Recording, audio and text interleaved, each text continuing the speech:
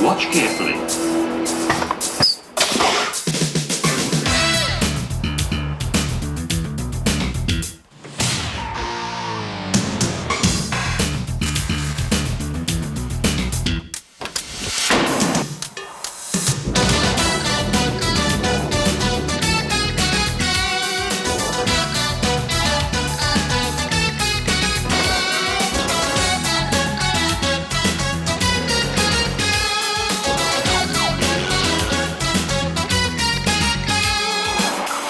Motoring 93 is brought to you by Quaker State.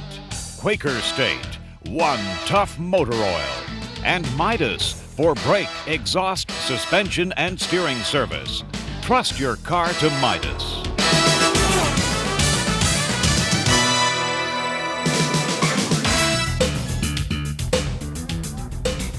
The Corvette, without a doubt, North America's very first muscle car.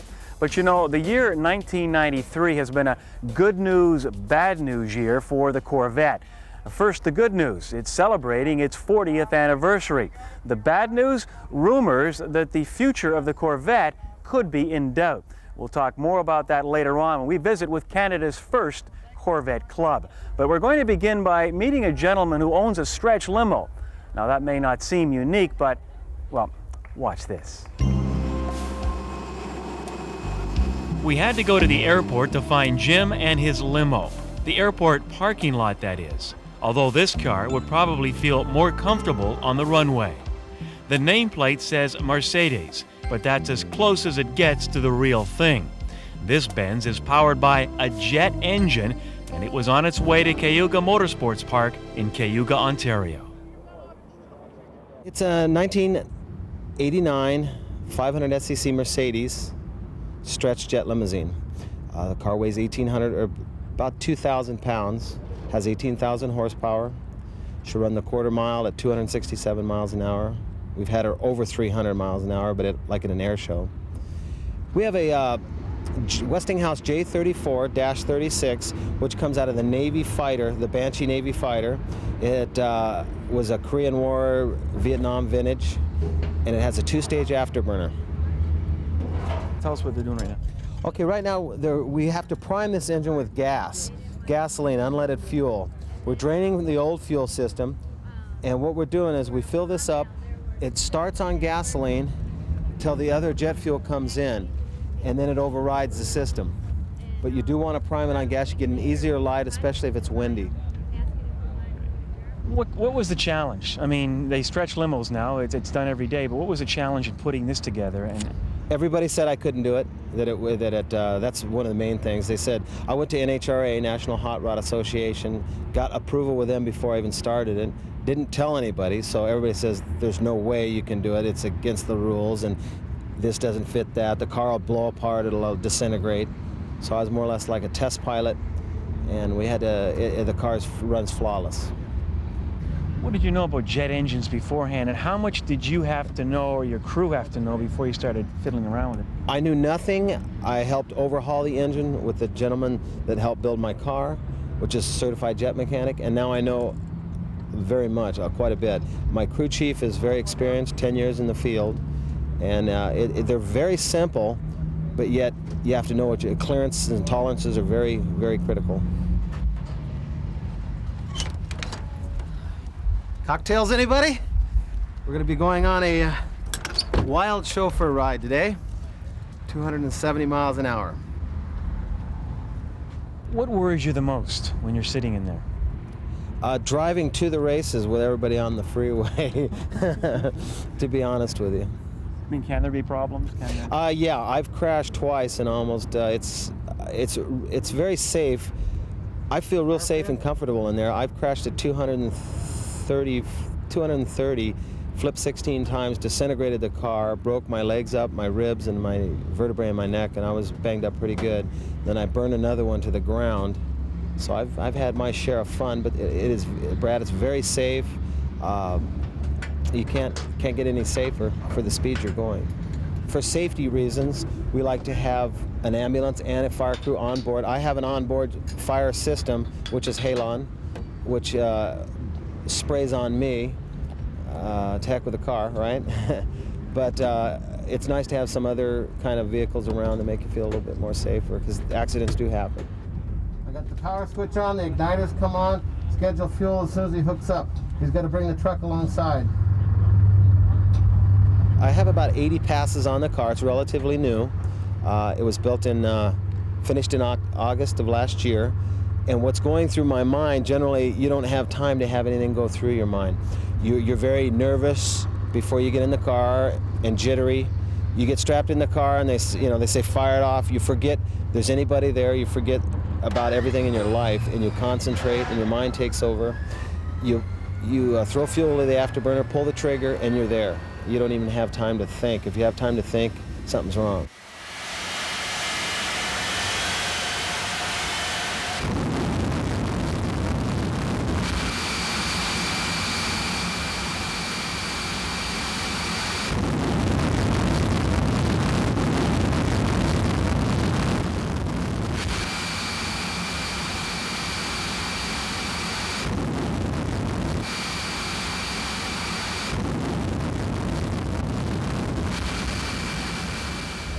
I have my brakes on as tight as I can. As you see, she was still four-wheel sliding. And I wasn't even up to full power yet. And then I usually throw fuel to the burner, count to 2, hit the button, and you're gone.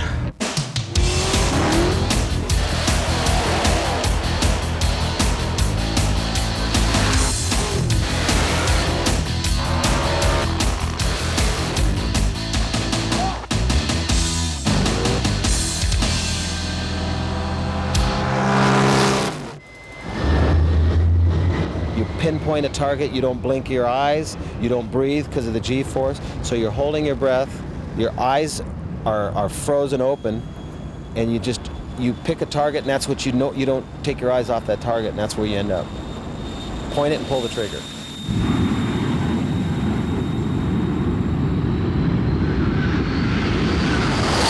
The G-forces are so strong, it's like having 3 fat ladies squeezing against you on your lap. I mean, they weigh about 300 pounds apiece, seriously. It's crushing you back in the seat. And then you get your first initial blast, then about 8th mile, the thing really comes alive. We'll do our last 8th mile in 1.something seconds, 1.3 seconds. And our first one, it takes 4 seconds to get there. So it gives you an idea of how you're pulling in the G's in the last 8th mile. So it's incredible. It's definitely something to experience.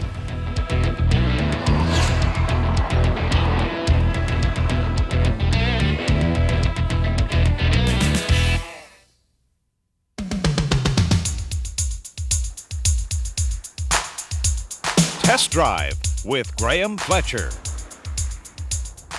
This week on Test Drive, we look at the 1993 Lexus GS300, a car that is quite literally jam-packed full of leading-edge technology. Beneath the hood is a new inline 3-litre 24-valve double overhead cam engine that is as impressive to look at as it is to drive. Output is rated at 220 horsepower and 210 pounds-feet of torque. Aiding this output is something Toyota call acoustic control induction system. It ensures the engine operates at its optimum by varying the effective length of the intake runners. During slow speed operation, the runners are long. As engine speed increases, a valve opens, shortening the runner length. The result is better torque in all ranges. The system seems to have the desired effect because we clocked the 0 to 100k time in 8.5 seconds, and out on the highway the mid-range performance is better than one might expect. That loony balanced on its edge shows you just how smooth this engine is. There are very few engines in the world that you can do that particular trick with. Matched with this terrific engine is a dual-mode 4-speed automatic overdrive transmission that comes complete with an on-off button for the overdrive, something that is very welcome when driving in hilly terrain. The 2 modes available are power and normal. Simply put, in the power mode, each gear is held a little longer and kickdowns are induced a little quicker. For the most part, the normal mode is the best setting. You get slightly better fuel economy without sacrificing much in the way of performance. Suffice it to say that speed is something the GS300 does very well. This Lexus comes with Seatbelt Pretensioners. Now, in the event of a heavy frontal impact, Momentarily before the airbag deploys, the belt is snugged up, pulling you back into the seat rather than allowing you to be catapulted forward and into the oncoming airbag. It's a great safety idea. The other thing I like about this car, it's got a power tilt and telescopic steering wheel. That allows you to find the perfect driving position. Anti-lock brakes are standard on the GS300. During the brake test, they stopped this heavy car in just 114 feet from 80k. Working hand in hand with the ABS is a sophisticated traction control system. The system Toyota have adopted controls unwanted wheel spin by cutting both engine output as well as applying the appropriate brake. This is a vastly superior way of controlling wheel spin. Lesser systems simply apply the brakes. In doing this, you only cure the symptom and not the cause. In a nutshell, acceleration, straight line and cornering stability are all significantly improved. The suspension is comprised of a fully independent double wishbone setup with gas shocks and sway bars at both ends. Combine that with anti-dive and anti-squat geometry, and one has a system that is both agile and comfortable. During the pylon test, the car maintained a level attitude, displaying little in the way of understeer or body pitch. To minimize any noise, harshness or vibration, both the front and rear suspensions are mounted on subframes that are insulated from the body using cushioned mounts. From the passenger's perspective, the result is a very comfortable and compliant ride. Yet another job well done. One of the nice features on this Lexus that you won't find in any glossy brochures are the two gutters that run up either side of the windshield. Now, why are these important? In bad weather, they channel all of the excess water up and over the roof rather than allowing it around onto the side window. In really bad weather, that improves visibility appreciably. Inside, the little extras that separate this car from the competition abound. There are all the usual luxury items: power windows, locks, mirrors and cruise control, plus a power moonroof, some very comfortable 8-way seats that come complete with both bottom warmers and adjustable lumbar support, and a dash that has to be one of the most attractive and functional available today. At first, all is black. Turn on the key and the thing lights up like a Christmas tree. Once all the warning lights go out, you are left with a highly legible cluster that is very easy on the eyes. The heater can be operated in auto or manual mode. In either, the airflow and delivery is excellent, even in the rear.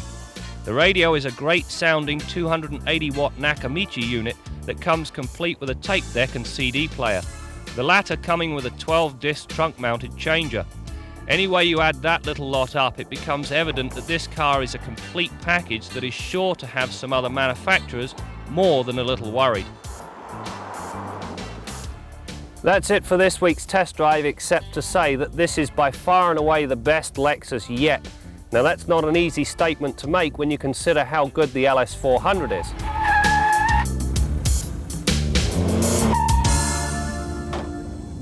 This week we're at the Humberview Chev Olds dealership in Toronto. Now, it's not unusual to see a Corvette at a Chevy dealership, but over 100? Well, that's what's here at this dealership. And joining me right now is Brian McGuire. Brian is president of the Corvette Club of Ontario. And Brian, maybe you can explain a little bit about your club and explain why so many Corvettes at this particular dealership. Well, we put this event together, and the event was put together about the last 6 months. This is our 10th annual Corvette Day that the club has put on. Our club was founded in 1963, which makes it our 30th anniversary for the club. It's also our 10th annual Corvette Day, and it's also GM's 40th anniversary for the Corvette. We are the oldest and the largest Corvette club in Canada. We've been around for 30 years. There are rumors that the Corvette production may end in the near future. What's the feeling among Corvette owners? The feeling among the owners, we're hoping that that doesn't happen. It seems to be a sign of the times, I guess, with their sales dropping off. But the people that are involved here in this show, the way you speak to them, they certainly don't want that ever to happen and keep the car. It is the #1 sports car made in North America, in fact the only sports car made in North America, and we certainly hope GM keeps putting the cars out. It's now time to leave the Corvettes and head to the garage and join Motoring 93's mechanic, Bill Gardner. Okay, quick, what is this part? Well, I'm sure all you experts identified it as a water pump, didn't you? Well, in any case, this is a water pump off a 305 Chevrolet V8. And a pump like this was made out of cast iron and hung on the outside of the block. When you open the hood of a car like this, you could quite easily see it sitting right there. And the average do-it-yourselfer could replace a part like this himself in the driveway. It wasn't a real big deal. Very simple pump to replace. It was made of cast iron, as I said, and it's a very heavy, heavy part. Now, in today's cars with downsizing and weight reduction, pumps have changed radically, and their location has changed a lot too. For packaging reasons, many of them have been moved inside underneath engine covers. For example, in this 4-cylinder Chev, it's in behind a plastic cover on the front of the engine. Now, we've removed the rad battery and alternator on this one, and I'm going to set this cover aside, the plastic cover as well. Now we can see the water pump.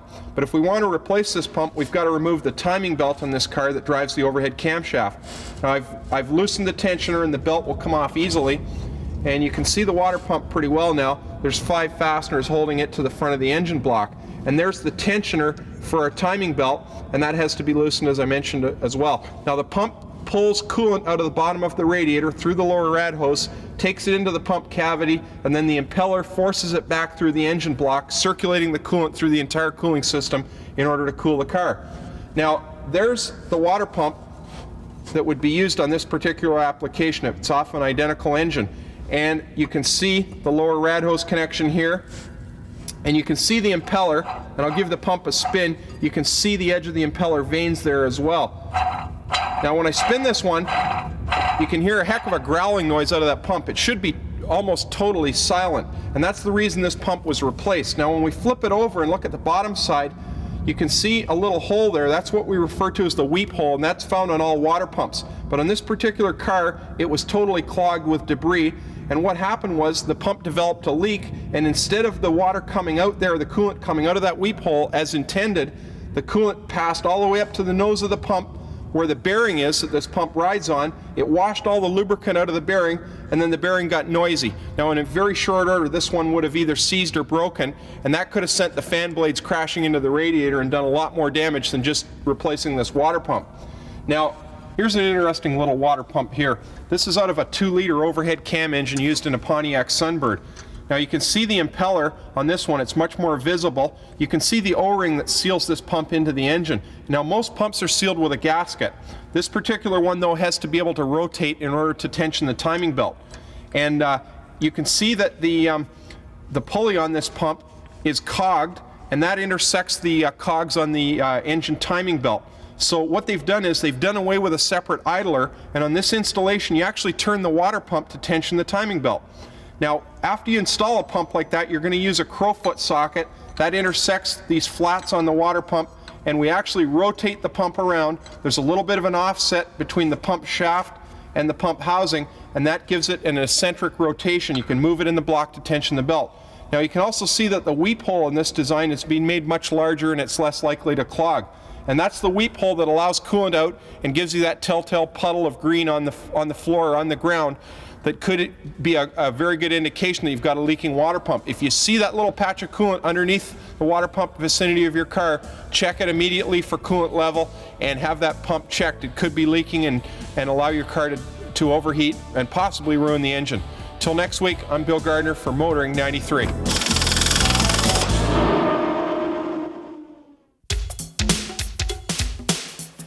Meet Mazda's answer to the environmentally friendly vehicle.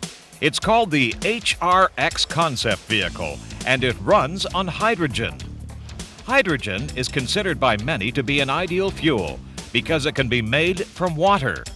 When hydrogen is burned, the primary emission is water vapor. This vapor is equivalent to the amount of pure water used to produce the hydrogen initially. The HRX sports a lightweight aluminum space frame, fiber resin plastic body panels, and comes complete with side door airbags. A 100 horsepower hydrogen rotary engine makes the car capable of top speeds in excess of 150 kilometers an hour and has a range of 200 kilometers.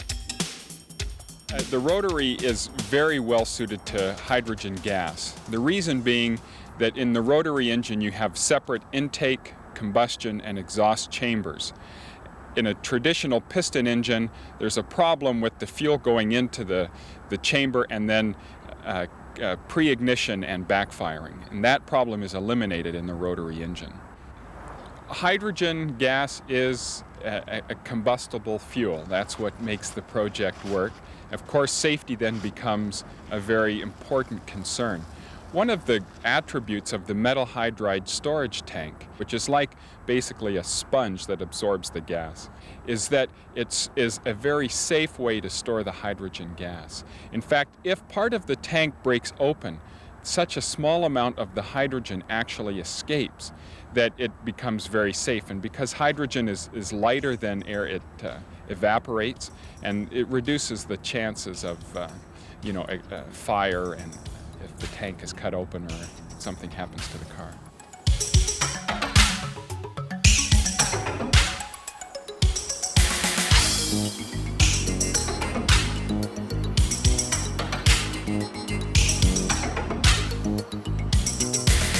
Our Midas tip of the week concerns air intakes. Almost all of today's cars and trucks have two separate air intake systems. A cold air duct to bring cool air from ahead of the engine's radiator, and a hot air duct to bring heated air up off the exhaust manifold. Now remember that air that's passed through the radiator in the summertime can easily be in excess of 200 degrees Fahrenheit. And if the engine's intaking that air, it will sag and lose a little bit of power and performance. You'll have to use more throttle to do the same thing. So by taking cold air from ahead of the radiator via this fresh air duct, we'll have a lot more zip to that engine. Now you can see that this fresh air duct is torn to tatters, needs to be replaced. That's only about $10 or $12 and a pretty simple deal for any car owner to replace. There's the heated air intake coming off the bottom of the air cleaner going down to the exhaust manifold, and this one's important for operation in cold or damp days. That prevents the engine from stumbling or stalling when you go to accelerate on those cold, damp days. There's a new piece right there. You can see that it's flexible and corrugated, and this is an inexpensive part. It's subject to a lot of wear and tear, and it will have to be replaced. A simple thing for most car owners to perform, and it'll add a lot of zip and performance to your car all year round if they're in good shape. That's your Midas tip of the week.